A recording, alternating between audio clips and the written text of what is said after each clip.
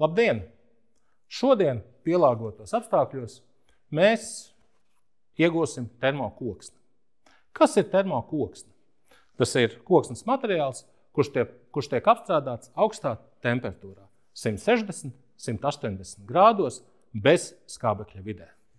Ražošanas procesā termokoksne tiek iegūta tvaika krāsnīs. Mēs veiksim pielāgotu eksperimentu karsēšanu termokoksnē glicerīnā, veicot pielāgotos apstākļos. Man rokās ir cimdi, tā kā karsēšanas temperatūra ir augsta, kā es minēju, 160–180 grādi, tad ievērojam piesardzību, veicot šo eksperimentu.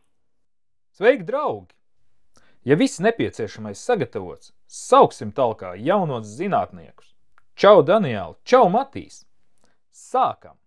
Mums vajadzēs katlu, kurā liekam vienu no metāla sietiem. Sietā liekam 2 koksnes gabaliņus. Kārli, kā mums rīkoties, ja tādu nav? Izvēlētajiem parauga izmēriem, biezumiem nav tik būtiska nozīme. Jūs varat izvēlēties jebkādus materiāla izmērus, kas atbilst jūsu izvēlētiem eksperimenta apstākļiem. Uz koksnes gabaliņiem uzliekam otru metāla sietu. Tas palīdzēs tos noturēt iegremdētus glicerīnā. Pārsedzam katlu ar vāku un karsējam uz plīts lielā intensitātē. Kā redzat, procesa laikā intensīvi izdalās glicerīna tvaiki, tāpēc eksperimentu jāveic ļoti labi vēdināmā telpā. Ik pēc pāris minūtēm pārbaudām glicerīna temperatūru. Ja tā sasniegusi 180 grādus, sākam regulārus koksnes krāsas novērojumus. Kad gabaliņi kļuvuši melni, volā! Esam ieguvuši termokoksni. Mūsu iegūtie paraugi ir daudz stabilāki mitruma ietekmei, pelējuma sēnītes ietekmei, jo veiktais termokoksnes iegūs process ir plastificējis koksni, veidojot daudz stabilāku koksnes struktūru.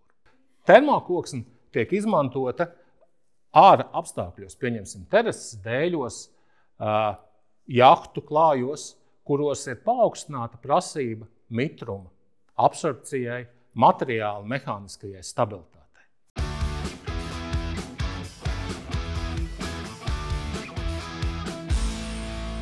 Veiksim pirmo eksperimentu no lietkoku čemodāna darba lapas. Pārliecinamies, ka mums ir viss nepieciešamais. Nosveram uz svariem termokoksnes un nepārveidotās koksnes gabaliņus. Pierakstam novērojumus. Iegremdējam abus koksnes gabaliņus ūdenī un liekam virsū slogu, lai tie neuzpeld.